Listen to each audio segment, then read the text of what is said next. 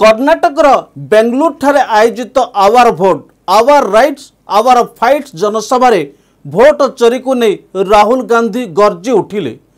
Time लागिबो किंतु आमे आपन को धरिबु छाड़िबु नहीं, निर्वाचन कौनसी अधिकारी को छड़ाजिबो नहीं बोली राहुल गांधी रकटक शुणाइछंती कांग्रेस भोट अधिकार रैली सभा। एही रैली जनसभा कर्णाटक बेंगलुरु फ्रीडम पार्क निकट जहाँ निर्वाचन अधिकारी कार्यालय अति निकटरे होइतिला। नमस्कार दर्शक बंधु, जीटीवी भारत ओडिया न्यूज चैनल को आपन को स्वागत करुछि। मु रामदास।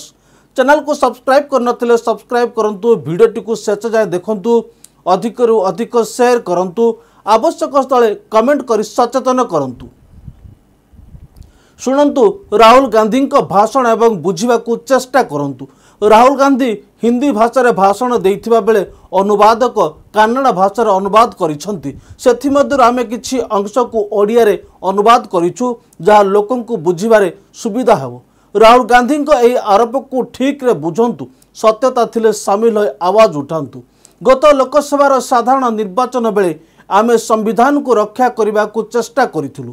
संविधान रो पुस्तक देखाई कहले एथिरे इतिहास लेखा होईछि एवं आंबेडकर ठारू आरंभ करी केतेक महापुरुषक नाम कहिथिले एवं एठारे उल्लेख होई रहिछि जणे व्यक्तिर गोटिए भोट देवार अधिकार रहिछि।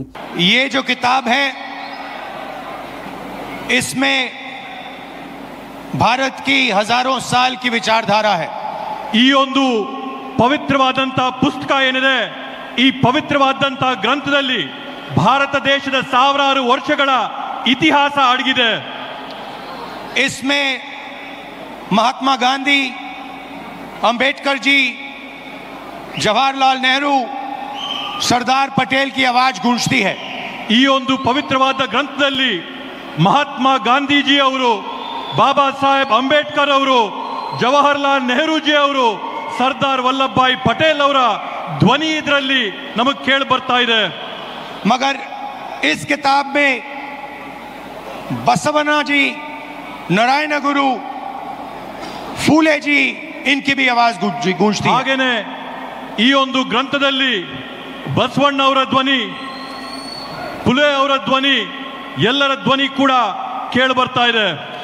और इसकी नींव, इसका foundation one man one vote. ಈ ಒಂದು ಪುಸ್ತಕದ ಮೂಲಭೂತ ಅಡಿಪಾಯ ಏನಂತಂದ್ರೆ ಒಬ್ಬ ಮನುಷ್ಯನಿಗೆ ಒಂದೇ ಮತ ಅನ್ನಂತದ್ದು ಅದರ ಅಡಿಪಾಯ। हर हिंदुस्तानी नागरिक को यह संविधान एक वोट का अधिकार देता है।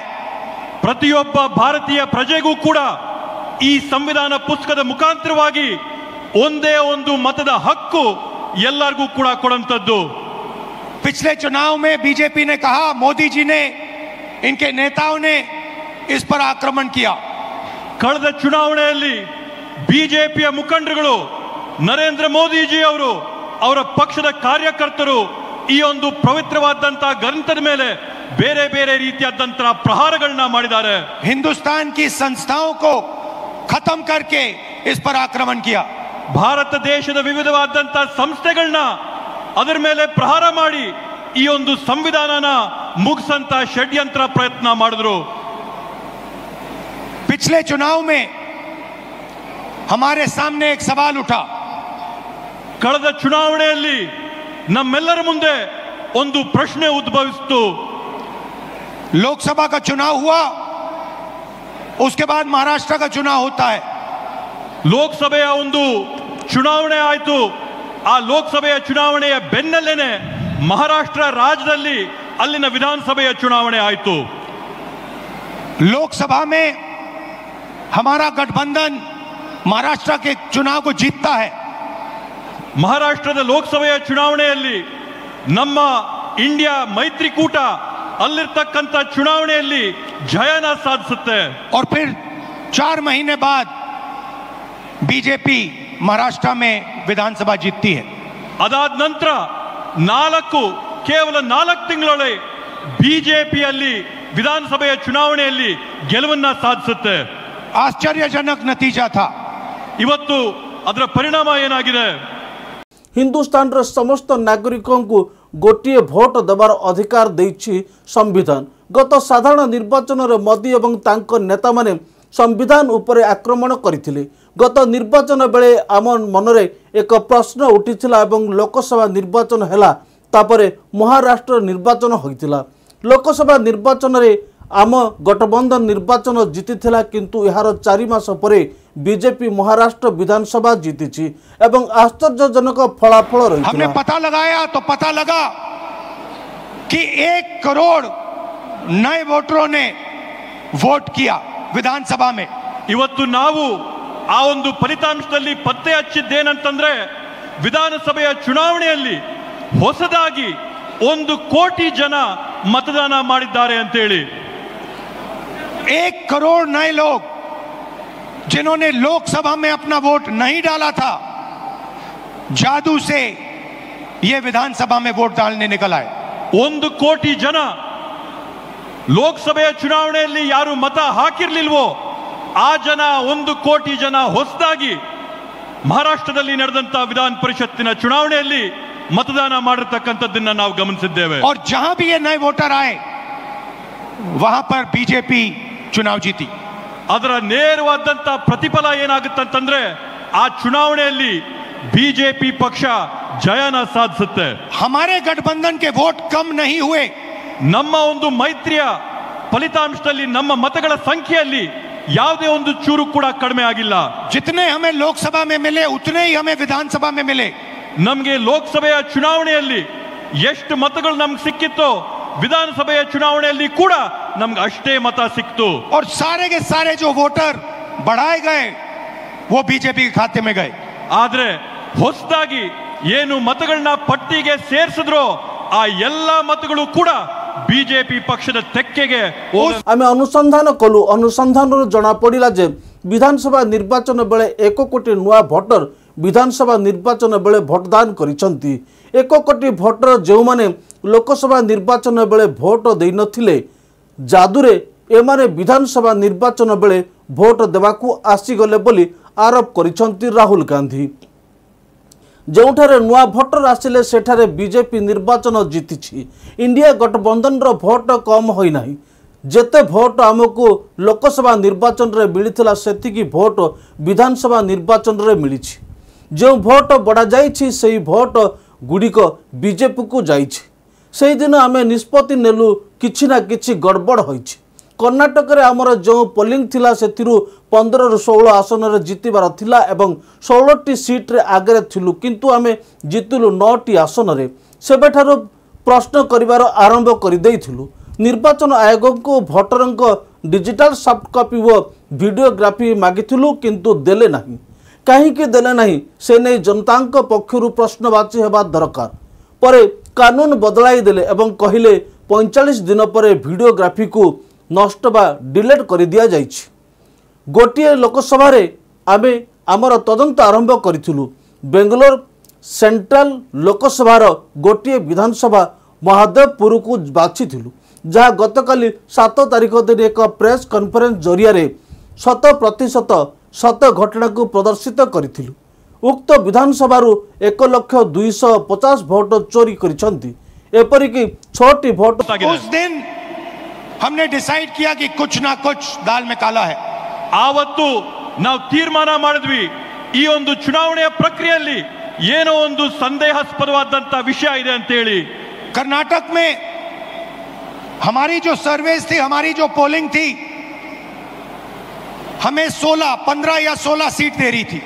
ನಮಗೆ ಕರ್ನಾಟಕ ರಾಜ್ಯದಲ್ಲಿ ಲೋಕಸಭೆಯ ಚುನಾವಣೆಯ ಸಂದರ್ಭದಲ್ಲಿ ನಾವು ನಡೆಸಿದಂತ ಆಂತರಿಕವಾದಂತ ಸಮೀಕ್ಷೆಯಲ್ಲಿ ಖಚಿತವಾಗಿ ನಮಗೆ 15 ರಿಂದ 16 सीट ಬಂದೇ ಬರುತ್ತೆ ಅಂತ ವಿಶ್ವಾಸ ನಮಗಿತ್ತು। हमारी पोलिंग के मुताबिक 16 सीटों में हम आगे थे, हमें जीतना था। ನಮ್ಮ ಒಂದು ಆಂತರಿಕ ಸಮೀಕ್ಷೆ ಸ್ಪಷ್ಟವಾಗಿ ನಮಗೆ ಹೇಳ್ತು ಕರ್ನಾಟಕ ರಾಜ್ಯದಲ್ಲಿ 16 ಲೋಕಸಭೆ ಸೀಟ್ಗಳನ್ನ ನಾವು ಗೆಲ್ಲೇಬೇಕಂತ ಹೇಳಿ। और हम जीते 9 में। ಆದ್ರೆ ನಮಗೆ ಫಲಿತಾಂಶ ಸಿಕ್ಕಿದಾಗ 9 ಗೆಲುವಾಗಿದ್ದು। तो हमने सवाल पूछने शुरू किए। ಆಗ ನಾವು ಪ್ರಶ್ನೆ ಮಾಡಕ್ಕೆ ಪ್ರಾರಂಭ ಮಾಡಿದ್ವಿ। क्या सचमुच हम ये सीटें हारे थे? ನಾವು ಎಲ್ಲ ಈ ರೀತಿಯಾದಂತ ಚುನಾವಣೆಗಳು ಈ ಕಾರಣದಿಂದಾನೇ ನಾವು ಸೋತಿದ್ದ. चुनाव आयोग से हम वोटर लिस्ट मांगते थे, electronic soft copy voter list की मांगते थे, वो मना कर देते. ನಾವು ಚುನಾವಣೆ ಆಯೋಗದಲ್ಲಿ ಮನವಿ ಮಾಡ್ತಾ ಇದ್ವಿ, ನಮಗೆ ಡಿಜಿಟಲ್ ಕಾಪಿ ಕೊಡ್ರಿ ನಮ್ಮ ಮತದಾರರ ಪಟ್ಟಿ ಅಂತೇಳಿ ಮನವಿ ಮಾಡಿದಂತ ಸಂದರ್ಭದಲ್ಲಿ ಯಾವಾಗಲೂ ಕೂಡ ಚುನಾವಣೆ ಆಯೋಗ ಆ ಮನವಿನ ನಿರಾಕಾರ ಮಾಡ್ತಾ ಇತ್ತು. वीडियोग्राफी मांगी, उन्होंने नहीं दी और फिर कानून बदल दिया.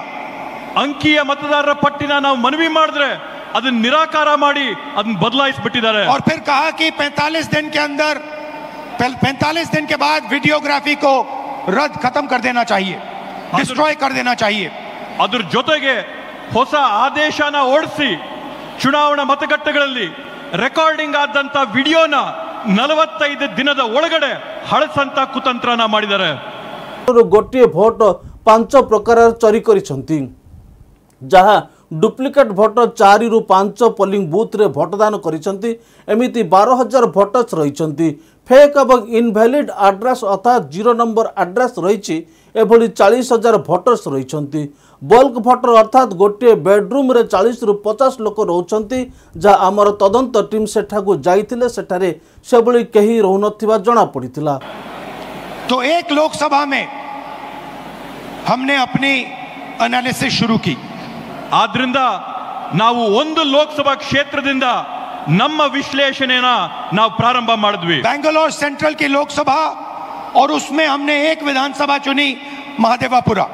ಬೆಂಗಳೂರು ಕೇಂದ್ರ ಬ್ಯಾಂಗ್ಳೂರ್ ಸೆಂಟ್ರಲಿನ ಲೋಕಸಭೆ ಕ್ಷೇತ್ರದಲ್ಲಿ ಒಂದು ವಿಧಾನಸಭೆಯ ಕ್ಷೇತ್ರವಾದಂತ ಮಹದೇವಪುರ ಕ್ಷೇತ್ರದ ಫಲಿತಾಂಶನ ನಾವು ವಿಶ್ಲೇಷಣೆ ಮಾಡಿದ್ವಿ. और आपने मेरा कल प्रेस कॉन्फ्रेंस देखा होगा, उसमें हमने 100% साबित कर दिया है कि इलेक्शन कमीशन और बीजेपी ने मिलकर आपसे कर्नाटका से लोकसभा चुराई है. ನೀವು ನಿನ್ನೆ ನಾನು ಮಾಡಿದಂತ ಪತ್ರಿಕಾಗೋಷ್ಠಿಯಲ್ಲಿ ನೋಡಿರಬಹುದು, ನಾವು ಆ ಪತ್ರಿಕಾಗೋಷ್ಠಿಯಲ್ಲಿ 100ಕ್ಕೆ 100 ಸಾಬೀತು ಮಾಡಿದೀವಿ. ಚುನಾವಣೆ ಆಯೋಗ ಮತ್ತೆ ಬಿಜೆಪಿ ಪಕ್ಷ ಸೇರ್ಕೊಂಡು ಈ ಚುನಾವಣೆಯಲ್ಲಿ ಮಾಡಿರ್ತಕ್ಕಂಥ ಮೋಸನ. महादेवापुरा में 6.5 लाख वोट हैं असेंबली में. ಮಹದೇವಪುರ ಮತಕ್ಷೇತ್ರದಲ್ಲಿ 6.5 ಲಕ್ಷ मतಗಳಿವೆ. और उसमें से 1,250,000 वोट चोरी किए गए हैं. ಅದರಲ್ಲಿ 1,250,000 मतಗಳನ್ನ ಇವತ್ತು ಮತಗಳ್ಳತನ ಆಗಿದೆ ಅಂತ ಹೇಳಿ ಘಂಟಾಘೋಷವಾಗಿ ಹೇಳ್ತೀನಿ. मतलब 6 में से 1 वोट इन्होंने चोरी किया है. ಅದರ ಅರ್ಥ ಏನಂತಂದ್ರೆ 6 मतಗಳಲ್ಲಿ 1 मतನ ಇವರು ಕಳ್ತನ ಮಾಡಿದ್ದಾರೆ ಅಂತ ಹೇಳಿ. 5 तरीके से चोरी की गई है. 5 ವಿಧಗಳಲ್ಲಿ ಈ मतಗಳ ಕಳ್ತನ ಆಗಿದೆ. डुप्लीकेट वोटर मतलब एक वोटर अनेक बार वोटिंग कर रहा है. ದ್ವಿಪ್ರತಿಯ ಮತದಾರರ ಏನು ಪಟ್ಟಿ ಇರ್ತದೆ ಅದರಲ್ಲಿ ಒಬ್ಬ ಮತದಾರ ಹಲವಾರು ಬಾರಿ ಅವರ ಹೆಸರುಗಳು ಮತಪಟ್ಟಿಯಲ್ಲಿ ಬರ್ತಕ್ಕಂಥದ್ದು. 4 अलग अलग पोलिंग बूथ में वोट डाल रहा है, 5-6 अलग पोलिंग बूथ में वोट डाल रहा है. 4-5 ಮತಗಟ್ಟೆಗಳಲ್ಲಿ ಅವನು ಹೋಗಿ ಮತದಾನ ಮಾಡಿ ಬರ್ತಾ ಇದ್ದಾನೆ. ऐसे तकरीबन 12,000 वोटर हैं. ಈ ರೀತಿಯಾದಂತದ್ದು ಸರಿಸಮಾನವಾಗಿ 12,000 मतಗಳು ಇವತ್ತು ನಾವು ಕಂಡಿದ್ದೇವೆ. फेक एंड इनवैलिड एड्रेस मतलब इनका पता नहीं है या फिर 0 नंबर एड्रेस है. ನಕಲಿಯಾದಂತ ವಿಳಾಸಗಳಲ್ಲಿ ಅವರ ವಿಳಾಸ ಸಿಗದೇ ಇದ್ದಂತವರು ಈ ಪಟ್ಟಿಗಳಲ್ಲಿದ್ದಾರೆ. तकरीबन 40,000 ऐसे वोट हैं. ಹತ್ತತ್ರ 40,000 ಈ ರೀತಿಯಾಗಿ ವಿಳಾಸ ಸಿಗದೇ ಇದ್ದಂತ ಮತದಾರರು ನಾವು ಗುರುತಿಸಿದ್ದೇವೆ. बल्क वोटर एक एड्रेस में ಒಂದೇ ವಿಳಾಸದಲ್ಲಿ ದೊಡ್ಡ ಸಂಖ್ಯೆಯಲ್ಲಿ ಮತದಾರರ ನೋಂದಣಿಯಾಗಿರ್ತಕ್ಕಂಥದ್ದನ್ನ ನಾವು ಗುರುತಿಡಿದ್ದೇವೆ. एक बेडरूम का घर है और उसमें 40-50 लोग रहते हैं. ಒಂದೇ ಒಂದು ಕೊಠಡಿಯ ಮನೆ ಇದೆ, ಆ ಒಂದು ಕೊಠಡಿಯ ಮನೆಯಲ್ಲಿ 40, 50, 80 ಜನ ವಾಸ ಇದ್ದಾರೆ. और जब उनको वहां हम ढूंढने जाते हैं वहां पे कोई नहीं है.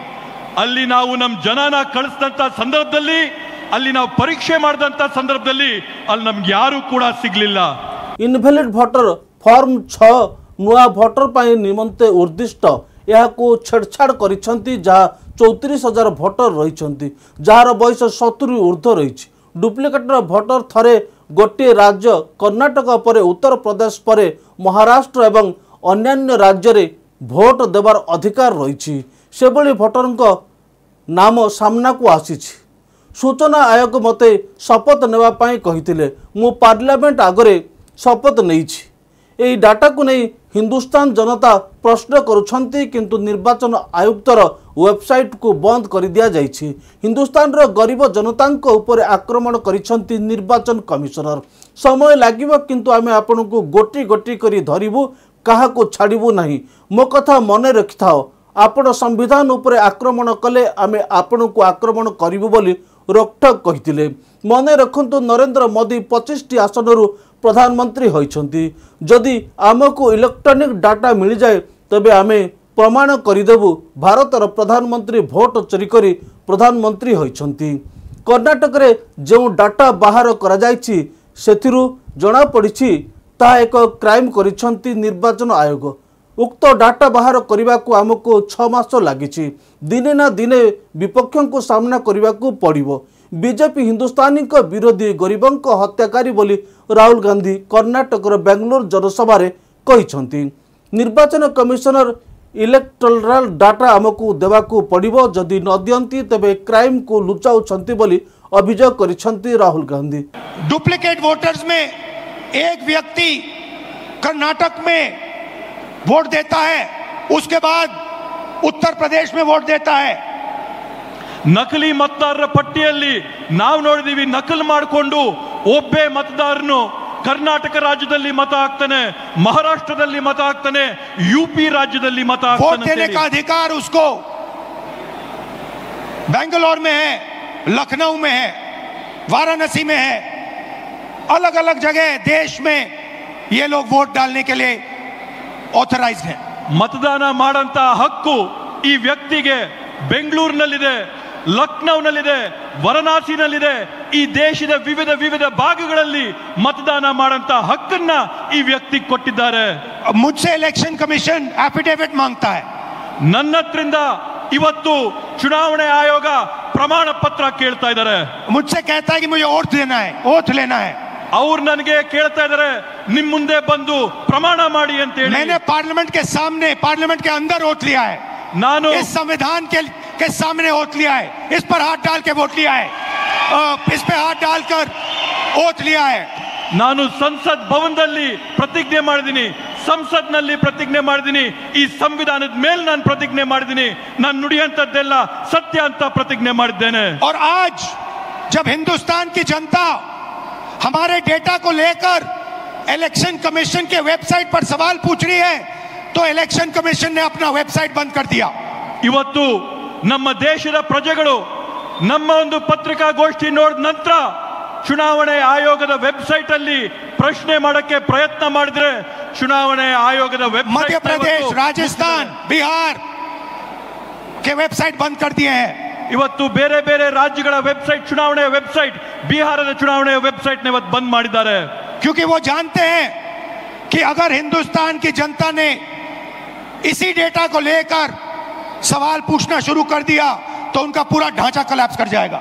ಯಾಕಂತಂದ್ರೆ ಅವ್ರಿಗೆ ಮನವರಿಕೆ ಆಗಿದೆ, ಭಾರತ ದೇಶದ ಪ್ರಜೆಗಳು ಈ ಒಂದು ವಿಷಯನ ಕೇಳಿಕೊಂಡು ಪ್ರಶ್ನೆ ಮಾಡಕ್ಕೆ ಪ್ರಾರಂಭ ಮಾಡಿದ್ರೆ ಅವರ ಒಂದು ನಾಟಕ ಏನ್ ನಡೀತಾ ಇದೆ ಆ ನಾಟಕ ಮುಗಿದೋಗುತ್ತೇನಂತ ಭಯ ಇವತ್ತು ಅವ್ರಿಗೆ ಬಂದಿದೆ। मैं यहां इस स्टेट से गारंटी देके कह रहा हूं, हमारी मांग है कि इलेक्शन कमीशन हमें पूरी देश की इलेक्ट्रॉनिक वोटर लिस्ट दे। ನಾನು ಈ ವೇದಿಕೆ ಮುಖಾಂತರವಾಗಿ ಚುನಾವಣೆ ಆಯೋಗ ಮಾಡಿದಂತ ಮನವಿ ಏನಂತಂದ್ರೆ, ಈ ದೇಶದಲ್ಲಿರ್ತಕ್ಕಂಥ ಎಲ್ಲ ಚುನಾವಣೆಯ ಪಟ್ಟಿಗಳನ್ನ ನಮಗೆ ಎಲೆಕ್ಟ್ರಾನಿಕ್ ಫಾರ್ಮ್ ಅಲ್ಲಿ, ಡಿಜಿಟಲ್ ಫಾರ್ಮ್ ಅಲ್ಲಿ ಕೊಡಿ ಅಂತ ಹೇಳಿ। वीडियोग्राफी के रिकॉर्ड्स दे। ಇವತ್ತೇನು ನೀವು ರೆಕಾರ್ಡಿಂಗ್ ಮಾಡ್ತೀರಾ ಮತಗಟ್ಟೆಗಳಲ್ಲಿ, ಆ ರೆಕಾರ್ಡಿಂಗ್ ಮಾಡಿದಂತ ಮಾಹಿತಿನ ನಮಗೆ ಕೊಡಿ ಅಂತ ಹೇಳಿ। और अगर ये हमें देंगे तो हम ये साबित कर लेंगे कि सिर्फ एक सीट नहीं चोरी हुई है। ಇವತ್ತಿನ ಮಾಹಿತಿ ನಮಗೆ ಕೊಟ್ರೆ ನಾವು ಸಾಬೀತು ಮಾಡಿ ತೋರಿಸ್ತೀವಿ, ಇಲ್ಲಿ ಒಂದು ಮತ, ಇಲ್ಲಿ ಒಂದು ಸೀಟಿನ ಕಳ್ತನ ಆಗಿದೆ ಅಂತ ಹೇಳಿ। और सिर्फ कर्नाटका में नहीं चोरी हुई है, पूरे हिंदुस्तान में सीटें चोरी हुई हैं। ಈ ಕಳ್ತನ ಕೇವಲ ಕರ್ನಾಟಕ ರಾಜ್ಯದ ಒಂದರಲ್ಲೇ ಅಲ್ಲ, ಭಾರತ ದೇಶಾದ್ಯಂತ ಪೂರ್ತಿ ಈ ರೀತಿಯಾಗಿ ಮತಗಳ ಕಳ್ತನ ಆಗಿದೆ। इलेक्शन कमीशन बीजेपी का नहीं है। इलेक्शन कमीशन संविधान के लिए काम करता है। ಇವತ್ತು ಚುನಾವಣೆ ಆಯೋಗ ಏನಿದೆ ಬಿಜೆಪಿ ಅವರ ಪರವಾಗಿ ನಿಂತಿದೆ. ಎಲೆಕ್ಷನ್ ಕಮಿಷನ್ ಏನಿದೆ ಇವತ್ತು ಸಂವಿಧಾನದ ವಿರುದ್ಧವಾಗಿ ಇವತ್ತು ನಡ್ಕೋತಾ ಇದೆ. और कर्नाटक में सीट चोरी की गई है। एक लोकसभा को हमने जांच करके निकाला है। मैं कह सकता हूं कि 1 से ज्यादा सीटें यहां चोरी हुई हैं। ಇವತ್ತು ಕರ್ನಾಟಕದಲ್ಲಿ ನಾವು ಒಂದು ಕ್ಷೇತ್ರನ ಪರಿಶೀಲನೆ ಮಾಡಿ ಆ ಕ್ಷೇತ್ರದಲ್ಲಿ ಆದಂತ ಕಳ್ತನನ ನಾವು ಸಾಬೀತು ಮಾಡಿದೀವಿ. 100ಕ್ಕೆ 100 ನಾನು ನಿಮ್ಗೆ ಆಶ್ವಾಸನೆ ಕೊಡ್ತೀನಿ. ಕರ್ನಾಟಕ ರಾಜ್ಯಾದ್ಯಂತ ನಾವು ಪರಿಶೀಲನೆ ಮಾಡಿದ್ರೆ ಒಂದಲ್ಲ ಹಲವಾರು ಉದಾಹರಣೆ ನಮ್ಗೆ ಸಿಗುತ್ತೆ ಅಂತ ಹೇಳಿ. जो कॉन्स्टिट्यूशन का फाउंडेशनल आइडिया है, 1 मैन 1 वोट, इस पर इलेक्शन कमीशन और उसके सारे अफसर आक्रमण कर रहे हैं। इसका मतलब वो संविधान पर आक्रमण कर रहे हैं। ಇವತ್ತು ಸಂವಿಧಾನದ ಮೂಲ ಧ್ಯೇಯ ಏನಿದೆ, ಸಂವಿಧಾನದ ಮೂಲ ಧ್ಯೇಯ ಅಂದ್ರೆ ಒಬ್ಬ ವ್ಯಕ್ತಿಗೆ ಒಂದೇ ಮತ ಅನ್ನಂಥದ್ದು. ಚುನಾವಣೆ ಆಯೋಗದ ಅಧಿಕಾರಿಗಳು, ಅವರಲ್ಲಿರ್ತಕ್ಕಂಥ ಸಿಬ್ಬಂದಿ ವರ್ಗದವರು ಎಲ್ಲರೂ ಕೂಡ ಒಗ್ಗಟ್ಟಾಗಿ ಸೇರಿ ಈ ಸಂವಿಧಾನದ ಮೇಲೆ ಪ್ರಹಾರ ಮಾಡಿ ಅದ್ರ ಮೇಲೆ ಹಲ್ಲೆ ಮಾಡಿ हिंदुस्तान के गरीब जनता पर आक्रमण कर रहे हैं। ಕರ್ನಾಟಕ ರಾಜ್ಯದ ಭಾರತ ದೇಶದ ಬಡ ಜನರ ಮೇಲೆ ಆಕ್ರಮಣ ಮಾಡ್ತಾ ಇದ್ದಾರೆ. और मैं उनसे कहना चाहता हूं, अगर आप सोच रहे हो कि आप इस पर आक्रमण करके बचोगे तो फिर से सोचो। ನಾನು ಅವರೆಲ್ಲರಿಗೂ ಕೂಡ ಸ್ಪಷ್ಟವಾಗಿ ಒಂದು ಮಾತಾಡಕ್ಕೆ ಬಯಸ್ತೇನೆ. ನೀವು ಈ ಸಂವಿಧಾನದ ಮೇಲೆ ಪ್ರಹಾರ ಮಾಡಿ ನೀವು ಯಶಸ್ವಿ ಆಗ್ತೀರಾ ಅಂತಂದ್ರೆ ತಾವು ಮತ್ತೊಮ್ಮೆ ಆಲೋಚನೆ ಮಾಡಬೇಕು ಅಂತ ಒಂದು ವಾರ್ನಿಂಗ್ ನಿಮಗೆ ಕೊಡ್ತೀನಿ. टाइम लगेगा मगर हम आपको पकड़ेंगे। ಸಮಯ ಬರುತ್ತೆ, ಆದ್ರೆ ನಿಮ್ಗೆ ತಕ್ಕದಂತ ಪಾಠನ ಕಲಿಸ್ತೀವಿ. एक करके पकड़ेंगे, ಒಬ್ಬೊಬ್ಬರನ್ನ ಹುಡುಕಿ ನಿಮಗೆ ಪಾಠ ಕಲಿಸ್ತೀವಿ. मेरी बात याद रखना, ದೇಶಾದ್ಯಂತ ಹುಡುಕಿ ಕೊಡ್ತೀವಿ. क्योंकि आप अगर इस पर हमला करोगे तो हम आप पर हमला करेंगे। ನೀವು ಈ ಪವಿತ್ರ ಸಂವಿಧಾನದ ಮೇಲೆ ಹಲ್ಲೆ ಮಾಡಿದ್ರೆ ನೇರವಾಗಿ ನಾವು ನಿಮ್ಮ ಮೇಲೆ ಹಲ್ಲೆ ಮಾಡ್ತೀವಿ, ನಿಮ್ಮನ್ನ ಗುರಿ ಮಾಡ್ತೀವಿ. ये हिंदुस्तान की आवाज है। ಈ ಒಂದು ಪವಿತ್ರವಾದಂತ ಗ್ರಂಥ ಈ ದೇಶದ ಧ್ವನಿ. याद रखिए, नरेंद्र मोदी 25 सीट की मार्जिन से प्रधानमंत्री हैं। ತಾವು ನೆನಪಿಟ್ಕೋಬೇಕು, ನರೇಂದ್ರ ಮೋದಿ ಅವರು ಕೇವಲ 25 ಸೀಟುಗಳಿಂದ ಇವತ್ತು ಈ ದೇಶದ ಪ್ರಧಾನಮಂತ್ರಿ ಆಗಿದ್ದಾರೆ. एक सीट हमने दिखा दी कि चोरी हुई है। ಒಂದು ಸೀಟ್ ನಾವು ಸಾಬೀತು ಮಾಡಿ ತೋರಿಸಿದೀವಿ ಕಳ್ತನ ಆಗಿದೆ ಆ ಸೀಟಲ್ಲಿ ಅಂತ ಹೇಳಿ. 25 सीट वो 35,000 या कम वोटों से जीते हैं। 25 ಸ್ಥಾನಗಳನ್ನ ಅವರು 34,000ಕ್ಕಿಂತ ಕಡಿಮೆ ಅಂತರದಲ್ಲಿ ಇವತ್ತು ಜಯ ಸಾಧಿಸಿರೋದನ್ನ ನಾವು ನೋಡಿದೀವಿ. अगर हमें इलेक्ट्रॉनिक डेटा मिल जाए, हम साबित कर देंगे कि हिंदुस्तान का प्रधानमंत्री चोरी करके प्रधानमंत्री बना है। ಇವತ್ತು ನಮ್ಗೆ ಸರಿಯಾದಂತ ಮಾಹಿತಿ ಕೊಟ್ರೆ ನಾವು ಸಾಕ್ಷಿಯಾಗಿ ತೋರಿಸ್ತೀವಿ ಈ ದೇಶದ ಪ್ರಧಾನಮಂತ್ರಿ ಕಳ್ತನ ಮಾಡಿ ಪ್ರಧಾನಮಂತ್ರಿ ಆಗಿರ್ತಕ್ಕಂಥ. पूरे देश को यह सवाल पूछना चाहिए कि इलेक्शन कमीशन इलेक्ट्रॉनिक डेटा और वीडियोग्राफी क्यों नहीं दे रहा है। ಇವತ್ತು ಪೂರ್ತಿ ದೇಶ ಒಕ್ಕೊರಳಿನಿಂದ ಪ್ರಶ್ನೆ ಮಾಡಬೇಕಾಗಿದೆ. ಚುನಾವಣೆ ಆಯೋಗ ಡಿಜಿಟಲ್ ರೆಕಾರ್ಡ್ ನ ಮತ್ತೆ ರೆಕಾರ್ಡಿಂಗ್ಗಳನ್ನ, ವಿಡಿಯೋ ರೆಕಾರ್ಡಿಂಗ್ ನ ಯಾಕೆ ಕೊಡ್ತಾ ಇಲ್ಲ ಅಂತ ಹೇಳಿ. मैं लीडर ऑफ ऑपोजिशन हूं मगर मैं अकेला नहीं बोल रहा हूं। ನಾನು ವಿರೋಧ ಪಕ್ಷದ ನಾಯಕನಾಗಿರ್ಬೋದು, ಆದ್ರೆ ನಾನು ಒಬ್ಬೊಂಟಿಗನಾಗಿ ಮಾತಾಡ್ತಾ ಇಲ್ಲ. हिंदुस्तान की सारी राजनीतिक ऑपोजिशन की पार्टियां ये सवाल पूछ रही हैं। ಈ ದೇಶದ ಎಲ್ಲಾ ರಾಜಕೀಯ ಪಕ್ಷಗಳು ಕೂಡ ನಮ್ಮ ಜೊತೆ ನಿಂತು ಇದನ್ನ ಪ್ರಶ್ನೆ ಮಾಡ್ತಾ ಇದ್ದಾರೆ.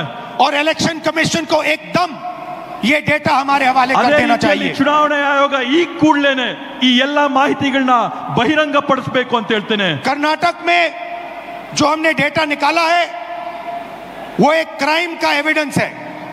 ಕರ್ನಾಟಕ ರಾಜ್ಯದಲ್ಲಿ ನಾವು ತೆಗೆದಿರ್ತಕ್ಕಂಥ ಮಾಹಿತಿ ಒಂದು ದೊಡ್ಡ ಕುತಂತ್ರದ ಸಾಕ್ಷಿಯ ಗುಡ್ಡ ಆಗಿ ನಿಂತಿದೆ. 6 महीने लगे हमें उस डेटा को निकालने के लिए। 6 ತಿಂಗಳಿನ ಕಾಲಾವಧಿ ಆಗಿದೆ ನಮ್ಗೆ ಮಾಹಿತಿನೆಲ್ಲ ಸಂಗ್ರಹ ಮಾಡೋದಕ್ಕೋಸ್ಕರ. इतना बड़ा कागजों की पाइल थी। 7 ಅಡಿ ಎತ್ತರದ ಕಾಗದಗಳ ಪತ್ರಗಳ ಪೇಪರ್ಗಳನ್ನ ಇವತ್ತು ನಾವು ಪರಿಶೀಲನೆ ಮಾಡಿದ್ದೇವೆ. एक फोटो को लाखों फोटो के सामने कंपेयर किया है। ಒಂದು ಭಾವಚಿತ್ರನ ಲಕ್ಷಾಂತರ ಭಾವಚಿತ್ರಗಳ ಜೊತೆಗೆ ಹೋಲಿಕೆ ಮಾಡಿದ್ದೇವೆ ನಾವು. हर एक नाम को चेक किया है। ಪ್ರತಿಯೊಂದು ಹೆಸರನ್ನ ನಾವು ಪರಿಶೀಲನೆ ಮಾಡಿದ್ದೇವೆ. और हम मानते हैं कि हिंदुस्तान का पूरा जो डेटा है इलेक्शन का डेटा है, वो एविडेंस है।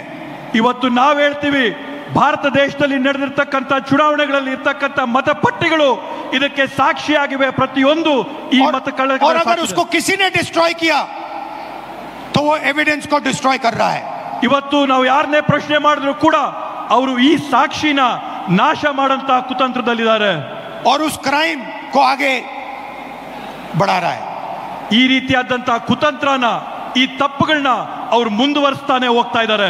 और इलेक्शन कमीशन को लोगों को एक और बात माननी होगी, समझना होगा। ಇವತ್ತು ಎಲೆಕ್ಷನ್ ಚುನಾವಣೆ ಆಯೋಗದವರು ಜನರ ಹತ್ರದಿಂದ ಕೇಳಂತ ಮತ್ತೊಂದು ಪ್ರಶ್ನೆಗೆ ಉತ್ತರ ಕೊಡಬೇಕಾಗ್ತದೆ। हमें एक सीट की सच्चाई निकालने के लिए 6 महीने लगे। ನಮಗೆ ಒಂದು ಸೀಟಿನ ವಾಸ್ತವಾಂಶ ತೆಗೆರಷ್ಟರಲ್ಲಿ 6 ತಿಂಗಳಿನ ಕಾಲಾವಧಿ ಬೇಕಾಗಿತ್ತು।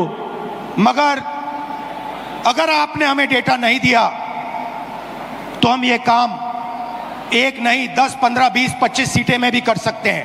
ನೀವೇನಾದ್ರೂ ನಮ್ಗೆ ಈ ಮಾಹಿತಿನ ಕೊಟ್ಟಿಲ್ಲ ಅಂದ್ರೆ ನೇರವಾಗಿ ನಾವು ನಿಮ್ಗೆ ಹೇಳ್ತಾ ಇದೀವಿ, ಒಂದು ಕ್ಷೇತ್ರ ಅಲ್ಲ 5, 10, 15, 25 ಕ್ಷೇತ್ರಗಳಲ್ಲಿ ನಾವು ಈ ಮಾಹಿತಿನ ಸಂಗ್ರಹ ಮಾಡಿ ಬಹಿರಂಗ ಮಾಡ್ತೀವಿ। पेपर कॉपियां हैं हमारे पास, ನಮ್ಮ ಹತ್ರ ಮಾಹಿತಿ ಇದೆ ಇದ್ರ ಬಗ್ಗೆ। आप छुपा नहीं सकते, ನೀವು ಇದನ್ನ ಯಾವುದೇ ಕಾರಣಕ್ಕೂ ಬಚ್ಚಿಡಕ್ಕಾಗಲ್ಲ, ಮುಚ್ಚಿಡಕ್ಕಾಗಲ್ಲ, और आप छुप नहीं सकते। ನೀವು ಸುಮ್ಮನೆ ಕೂಡ ಇರಕ್ ಸಾಧ್ಯವಿಲ್ಲ। एक ना एक दिन आपको ऑपोजिशन का सामना करना पड़ेगा। ಒಂದಲ್ಲ ಒಂದಿನ ನೀವು ವಿರೋಧ ಪಕ್ಷಗಳನ್ನ ಎದುರಿಸಲೇಬೇಕಾಗುತ್ತೆ ಅಂತ ಹೇಳ್ತೀನಿ ಈ ಸಂದರ್ಭದಲ್ಲಿ। हर ऑफिसर को और इलेक्शन कमिश्नर को यह बात अच्छी तरह समझ लेनी चाहिए। ಚುನಾವಣೆ ಆಯೋಗದ ಪ್ರತಿಯೊಬ್ಬ ಅಧಿಕಾರಿಗೆ, ಅವರ ಮುಖ್ಯಸ್ಥರಿಗೆ, ಪ್ರತಿಯೊಬ್ಬರಿಗೂ ಕೂಡ ಈ ವಿಷಯ ಮನವರಿಕೆ ಆಗಬೇಕು ಅಂತ ಹೇಳ್ತೀನಿ। यहाँ पे एक लोकसभा चोरी की गई है, ಇಲ್ಲೇ ಒಂದು ಚುನಾವಣೆಯ ಫಲಿತಾಂಶನ ಕಳ್ತನ ಮಾಡಿದಂತಾಗಿದೆ। ये एक क्रिमिनल एक्ट है, कर्नाटक की जनता के खिलाफ एक क्रिमिनल एक्ट है। ಇದು ಕರ್ನಾಟಕ ರಾಜ್ಯದ ಜನತೆಯ ವಿರುದ್ಧವಾಗಿ ಇದೊಂದು ದೊಡ್ಡ ಅಪರಾಧವಾಗಿ ನಿಂತಿದೆ, ಅಪರಾಧ ಮಾಡಿದ್ದಾರೆ ಇವತ್ತು ಕರ್ನಾಟಕದ ವಿರುದ್ಧವಾಗಿ। कर्नाटका की सरकार को इस क्राइम का इन्वेस्टिगेशन करना चाहिए और एक्शन लिया जाना चाहिए। ಕರ್ನಾಟಕ ರಾಜ್ಯ ಸರ್ಕಾರ ಈ ಒಂದು ಅಪರಾಧದ ವಿರುದ್ಧವಾಗಿ ತನಿಖೆ ನಡೆಸಬೇಕು, ಜನಕ್ಕೆ ನ್ಯಾಯ ಕೊಡಿಸಬೇಕು ಅಂತ ಈ ಸಂದರ್ಭದಲ್ಲಿ ಹೇಳ್ತೇನೆ। ये जो इलेक्शन कमीशन के ऑफिसर्स हैं जिन्होंने 1000, 10,000, 15,000 लोगों को, फेक लोगों को वोटर लिस्ट में डाला है, इनसे सवाल पूछना चाहिए। ಇವತ್ತು ಯಾವ ಚುನಾವಣೆ ಅಧಿಕಾರಿಗಳಿದ್ದಾರೆ, ಯಾರು ಸೇರ್ಕೊಂಡು 5,000, 10,000, 15,000 ಮತಗಳನ್ನ ಇವತ್ತು ಮತದಾರರ ಪಟ್ಟಿಗೆ ಸೇರಿಸಿದ್ದಾರೆ, ಅವರೆಲ್ಲರನ್ನೂ ಕೂಡ ಇವತ್ತು ಪ್ರಶ್ನೆ ಮಾಡಬೇಕಾಗಿದೆ। और महादेवापुरा की सच्चाई निकालनी चाहिए। ಮತ್ತೆ ಮಹದೇವಪುರ ಚುನಾವಣೆಯಲ್ಲಿ ನಡೆದಂತ ವಾಸ್ತವಾಂಶನ ಹೊರಗೆ ತೆಗಿಬೇಕಾಗಿದೆ। मैं आप सबका दिल से धन्यवाद करता हूं कि आप कांग्रेस पार्टी के कार्यकर्ता, जिनके खून में इस संविधान का डीएनए, ನಾನು ಮತ್ತೊಮ್ಮೆ ತಮ್ಮೆಲ್ಲರಿಗೂ ಕೂಡ ಮನಸ್ಪೂರ್ವಕವಾದಂತಹ ಧನ್ಯವಾದ ಹೇಳಕ್ ಬಯಸ್ತೇನೆ। ಕಾಂಗ್ರೆಸ್ ಪಕ್ಷದ ಕಾರ್ಯಕರ್ತರಾದಂತಹ ತಾವೆಲ್ಲರೂ ಕೂಡ ತಮ್ಮ ರಕ್ತಗತವಾಗಿ ರಕ್ತದಲ್ಲಿ ಸಂವಿಧಾನದ ಡಿಎನ್ಎ ತಮ್ಮೆಲ್ಲರಲ್ಲಿ ಕೂಡ ಇದೆ ಅಂತ ಹೇಳಿ आपको याद होगा कि कर्नाटका की सरकार चोरी की गई थी। ತಮಗೂ ಕೂಡ ನೆನಪಿರಬಹುದು, ಈ ಹಿಂದೆ ಕರ್ನಾಟಕ ರಾಜ್ಯದ ಸರ್ಕಾರನ ಕೂಡ ಕಳ್ತನ ಮಾಡಿದ್ದಂಥದ್ದು। पैसा देकर चोरी की गई थी, ಕಾಸುಗಳನ್ನ ಕೊಟ್ಟು, ಹಣ ಕೊಟ್ಟು ಸರ್ಕಾರ ಕಳ್ತನ ಆಯಿತು। और मैं आपसे अब कह रहा हूं 100% सबूत के साथ कि लोकसभा में भी आपसे चोरी की गई है। ನಾನು ಮತ್ತೊಮ್ಮೆ ತಮ್ಗೆ ಹೇಳ್ತಾ ಇದ್ದೀನಿ, 100ಕ್ಕೆ 100 ವಿಶ್ವಾಸದೊಂದಿಗೆ ಹೇಳ್ತಾ ಇದ್ದೀನಿ, ಸಾಕ್ಷಿ ಆಧಾರದ ಜೊತೆ ಹೇಳ್ತಾ ಇದ್ದೀನಿ, ಲೋಕಸಭೆಯ ಚುನಾವಣೆ ಕೂಡ ಕಳ್ತನ ಆಗಿದೆ ಅಂತ ಹೇಳಿ। बीजेपी की विचारधारा इस संविधान के खिलाफ है। ಬಿಜೆಪಿ ಅವರ ತತ್ವ ಸಿದ್ಧಾಂತ ಈ ಸಂವಿಧಾನದ ವಿರೋಧವಾಗಿದೆ। और ये हिंदुस्तान के गरीब लोगों का, किसानों का, मजदूरों का, छोटे व्यापारियों का हथियार है। ಇವತ್ತು ಈ ಸಂವಿಧಾನ ಈ ದೇಶದಲ್ಲಿರ್ತಕ್ಕಂಥ ಬಡವರು, ಕಾರ್ಮಿಕರು, ರೈತರು, ಕೂಲಿ ವರ್ಗದವರು ಇವರೆಲ್ಲರ ರಕ್ಷಣೆಗಿರ್ತಕ್ಕಂಥದ್ದು ಈ ಒಂದು ಪವಿತ್ರ ಪುಸ್ತಕ ಮಾತ್ರ। और हर कांग्रेस पार्टी का कार्यकर्ता और नेता इसकी रक्षा करेगा। ಮತ್ತೆ ಪ್ರತಿ ಕಾಂಗ್ರೆಸ್ ಪಕ್ಷದ ನಾಯಕರುಗಳು, ಮುಖಂಡರುಗಳು, ಕಾರ್ಯಕರ್ತರು ತಾವೆಲ್ಲರೂ ಕೂಡ ಇದರ ರಕ್ಷಣೆಯನ್ನ ಮಾಡಬೇಕು ಅಂತ ಮನವಿ ಮಾಡ್ತೀನಿ। और इलेक्शन कमीशन को एकदम हिंदुस्तान की सारी इलेक्ट्रॉनिक वोटर लिस्ट पिछले 10 साल की हमें दे देनी चाहिए। ಚುನಾವಣೆ ಆಯೋಗ ಇವತ್ತು ಈ ದೇಶದಲ್ಲಿ ನಡೆದಂತ ಕಳೆದ 10 ವರ್ಷದ ಚುನಾವಣೆಗಳ ಮತದಾರರ ಪಟ್ಟಿನ ಈ ಕೂಡಲೇ ಬಿಡುಗಡೆ ಮಾಡಬೇಕು ಅಂತ ಆಗ್ರಹ ಮಾಡ್ತೇವೆ. और वीडियोग्राफी भी दे देनी चाहिए. ಅದರ ಜೊತೆಗೆ मतगट्टेಗಳಲ್ಲಿ ಮಾಡಂತ ವಿಡಿಯೋ ರೆಕಾರ್ಡಿಂಗ್ ನು ಕೂಡ ಬಹಿರಂಗಪಡಿಸಬೇಕು ಅಂತ ಹೇಳ್ತೇವೆ. और अगर ये नहीं देंगे तो वो एक क्राइम को छुपा रहे हैं. ಇವರೇನಾದ್ರೂ ಈ ಮಾಹಿತಿನ ಹಂಚಿಲ್ಲ ಅಂತಂದ್ರೆ ಇವರೊಂದು ದೊಡ್ಡ ಅಪರಾಧನ ಬಚ್ಚಿಡ್ತಾ ಇದ್ದಾರೆ ಅಂತ ಆಗುತ್ತೆ. और बीजेपी को इलेक्शन चोरी करने की मदद कर रहे हैं. ಮತ್ತೆ ಅದರ ಜೊತೆಗೆ ಚುನಾವಣೆ ಆಯೋಗ ಬಿಜೆಪಿ ಪಕ್ಷಕ್ಕೆ ಚುನಾವಣೆ मतगಳ್ಳತನ ಮಾಡೋದಕ್ಕೆ ಸಹಕಾರ ಕೊಡ್ತಾ ಇದೆ. हाँ दर्शक बंधु खबर टी शेष जाए देखि आपण को धन्यवाद. पुणी देखा अन्य एक खबर से ही समय पर्यंत विदाय नौची. नमस्कार.